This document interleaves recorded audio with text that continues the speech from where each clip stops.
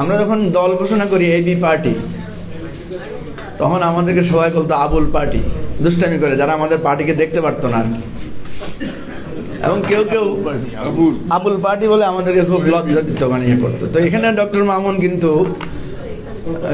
প্রথম বলেছেন এই পার্টি, এবং এই পার্টির প্রার্থীর নাম বলেছেন মিস্টার আবুল, তারপর বলছে বি পার্টি, তারপর বলছে বি পার্টির মানে হচ্ছে বাবুল। তো উনি আসলে পরোক্ষভাবে হয়তো চেষ্টা করেছেন আমাদেরকে গুরুত্ব দেওয়ার জন্য। এই জন্য আবার আরেকটা ধন্যবাদ। এখানে দুটো বিষয় আলোচনা হয়েছে এবং প্রচুর জ্ঞানগর্ভ আলোচনা হয়েছে। আমি কিছুটা আবুল হাসান রুবেলের সুরেই আমার বক্তব্যটা, সেটা হচ্ছে ধরেন রাতে যদি ভোট হয় বা কেন্দ্র দখল করে যদি ভোট হয়, সেটা পিআর হইলেই কি আর ফার্স্ট দি পোস্ট হলেই বা কি। বরং রাতে যদি ভোট হয়ে যায় তাহলে তো দেখা যাবে যে 98% ভোটই সব নৌকায় পড়বে, অথবা ধানের শীষে পড়বে বা দাঁড়িপাল্লায় পড়বে। কারণ আমরা দেখেছি নির্বাচনের সুযোগ পাইলে সবাই কম বেশি কেন্দ্র দখল করে। তো এই জন্য আমি একই সুরে বলতে চাই যে নির্বাচন পদ্ধতি যত না গুরুত্বপূর্ণ, তার চাইতে বড় গুরুত্বপূর্ণ হচ্ছে আমরা গণতান্ত্রিক সংস্কৃতিতে আমাদের একটা সুষ্ঠু নির্বাচন আমরা কতটুকু নিশ্চিত করতে পারছি। দেখেন, পৃথিবীর কোথাও তত্ত্বাবধায়ক সরকার নাই।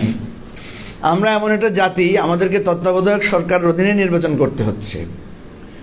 তো সুতরাং আমরা এখনো পারছি না যে আমরা একটা স্বাধীন নির্বাচন কমিশনের অধীনে কোনো একটা দলীয় সরকারের অধীনে নির্বাচন দিতে।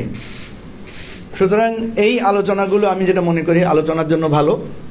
এতে আমরা আস্তে আস্তে শিক্ষিত হব, আস্তে আস্তে আমাদের জ্ঞানগর্ভ বিতর্ক বাড়বে, কিন্তু এক্সিকিউশনের জায়গাটা খুব কঠিন। আমরা দলীয়ভাবে আমরা নিজেরাও পিআরের পক্ষে, কিন্তু এক্সিকিউশনের জায়গায় এসে আমরা ঐকমত্য কমিশনে একমত হয়েছি যে এই মুহূর্তে নিম্নকক্ষে পিআর আমাদের জন্য খুব বেশি প্রযোজ্য হবে না। সেক্ষেত্রে এতটুকু হতে পারে যে উচ্চকক্ষে যদি পিআরটা হয় তাহলে একটা ব্যালেন্সড হবে। তো আমরা কিন্তু এবি পার্টি, এই জন্য আমাদের পজিশন হচ্ছে আমরা একটা মিক্সড পিআরের পক্ষে। যদি একটা হাউস থাকে, বাইক্যামেরাল না হয়, একটা হাউস থাকলে সেখানে 200 আসন হতে পারে ফার্স্ট দি পোস্ট, আর 100 আসন হতে পারে পিআর। অথবা যদি 400 আসন হয়, 300 আসন হবে।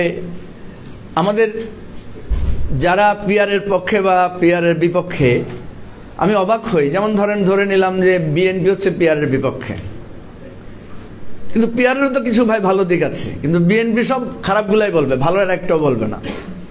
আবার জামাত হচ্ছে পিআরের পক্ষে, সে এমনভাবে পিআরের পক্ষে বলবে মনে হচ্ছে যেন পিআর হচ্ছে আরবের খুরমা খাজুর, এটা ছাড়া আর বাংলাদেশে আর কোনো সমস্যা নাই। অথচ দুইটা এখানে ডক্টর মামুন যেটা লিখেছেন, উনি কিন্তু একটা ব্যালেন্সড আলোচনা তুলেছেন। এখানে কিন্তু দুইটা সিস্টেমেরই ভালো দিক খারাপ দিক আছে। যদি সেটা না হতো তাহলে পৃথিবীতে বিভিন্ন জায়গায় কেন ফার্স্ট দি পোস্ট থেকে পিআরে কনভার্ট করেছে, আবার কেন কোথাও কোথাও পিআর থেকে আবার তারা পূর্বের জায়গায় ফিরে গেছে। আমরা দেখি পৃথিবীর বহু জায়গা আছে তারা পিআর নিয়ে খুব ভালো আছে। পৃথিবীর আবার বহু জায়গা আছে তারা ফার্স্ট দি পোস্টে, ব্রিটিশ পার্লামেন্ট, এখানে আমেরিকান পার্লামেন্টের কথা বলা হয়েছে, আমেরিকান সিনেট বা সংসদের কথা বলা হয়েছে, এগুলো তো আমরা তো দেখছি কন্টিনিউ করছে। সুতরাং আমি যেটা মনে করি যে এখানে মৌলিক সমস্যাটা আমাদের গণতান্ত্রিক ভিতে, সিস্টেমটা এর পরের বিষয়। সুতরাং সিস্টেমে যদি আমরা এখনই যেতে চাই, আমি আবারও বলছি এখনই সিস্টেমে যাওয়ার প্রস্তুতি আমাদের নাই। এখনই যদি আমরা সিস্টেম চেঞ্জ করতে চাই তাহলে এতটুকু হতে পারে যে আমরা একটা মিক্সড করতে পারি। সেক্ষেত্রে নিম্নকক্ষে ফার্স্ট দি পোস্ট এবং উচ্চকক্ষে পিআর, এটা হচ্ছে এখন আমাদের জন্য সবচেয়ে সহজ সমাধান। বিএনপি এইটাতে রাজি হলেই আমাদের অনেক সমস্যার সমাধান হয়ে যায়। অদ্ভুত ঘটনা, আমাদের দেশে অনেকে বলে যে পিআর এটা আবার কি জিনিস, অথচ আমাদের দেশে পিআর চালু আছে অনেক আগ থেকে। যেমন আমাদের সংসদে যে 50টা নারী আসন, এটা তো ডিস্ট্রিবিউটেড হয় পিআরের ভিত্তিতে, এবং সেই পিআরটা হচ্ছে সিটের পিআর। আমরা চাচ্ছি যে এটা সিটের পিআর হিসেবে নারীরাও নিজেদেরকে অসম্মানিত মনে করছেন এবং এটার মিসইউজ হচ্ছে। এটা প্রপারলি, এটার কোনো ভালো ফিডব্যাক আমরা পাচ্ছি না। সেই জায়গা থেকে আমরা বলছি যে অন্তত উচ্চকক্ষে যদি পিআরটা থাকে, এখানে উচ্চকক্ষের ক্ষমতা খুবই সীমিত বলা হয়েছে, এটা সত্য কথা। আসলে উচ্চকক্ষকে আমি ব্রিটিশ হাউস অফ লর্ডসে গিয়ে আমরা দেখি যে সেখানকার হাউস অফ লর্ডসের মেম্বারদের কিন্তু ওই অর্থে তেমন কোনো ক্ষমতা নেই, কিন্তু তাদের সম্মান, তারা যখন একটা নোট অফ ডিসেন্ট দেন, তারা যখন একটা মতামত দেন, এটা কিন্তু পিপলকে খুব বেশি মানে গুরুত্ব বহন করে, সিভিল সোসাইটিকে এটা টাচ করে। তো খসরু ভাই তো এই সমস্ত বিষয়ে অনেক প্রাজ্ঞ লোক, উনি প্রচুর ইয়াং বয়স থেকেই এই সমস্ত দেশের আইনসভা, এবং উনি নিজেও বাংলাদেশের একজন আইন প্রণেতাদের মধ্যে অত্যন্ত প্রবীণ এবং প্রাজ্ঞ। যদিও প্রবীণ বলে উনি রাগ করেন কিনা, কারণ চেহারা নায়কের মতো এখনো স্মার্ট ওনার লোক, তো বয়স হয়েছে ওনার। আমি মনে করি যে এই জিনিসগুলো আমাদেরকে দেখতে হবে, এবং আমরা কিছুটা নিজের দলীয় বৃত্তের বাইরে এসে যুক্তির কাছে করে আমরা করতে পারবো। এখানে থ্রেশহোল্ডের কথা বলেছেন জাকারিয়া ভাই। দেখেন, থ্রেশহোল্ডের কারণে অসুবিধা যেটা হবে, আবার সুবিধাও আছে। দেখবেন আমাদের রাজনৈতিক দলগুলো কমে আসবে। এখন হয়তো বলবেন যে রাজনৈতিক দল কমাতে চান কেন? কারণ এত বেশি রাজনৈতিক দল, এখন আমাদেরকে অনেক কথা শুনতে হয়, ভাই কোন দল কয়টা মনে রাখবো আপনাদের নাম। তাহলে হবে কি, জোট তৈরি হবে, যে যাদের দেখা যাবে যে ভোট কম তারা তখন জোটে ঢুকবে। এমনি তো আমরা জোটে ঢুকি ইলেকশন আসলে, তাই না? তো সেক্ষেত্রে অনেকগুলো সুবিধা হবে। যে কথাগুলো রাশেদ চলে গেছে নেগেটিভলি বলেছে,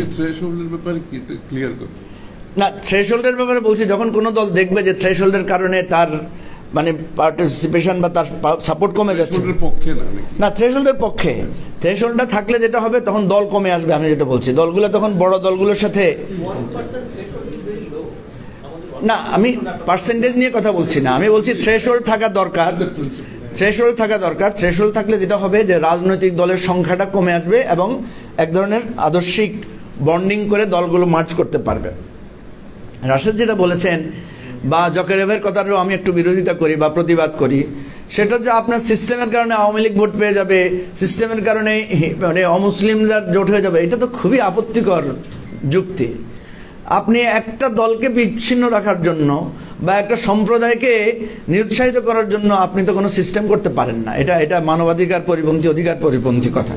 যাই হোক, আমি আমার কথা এখানেই শেষ করছি।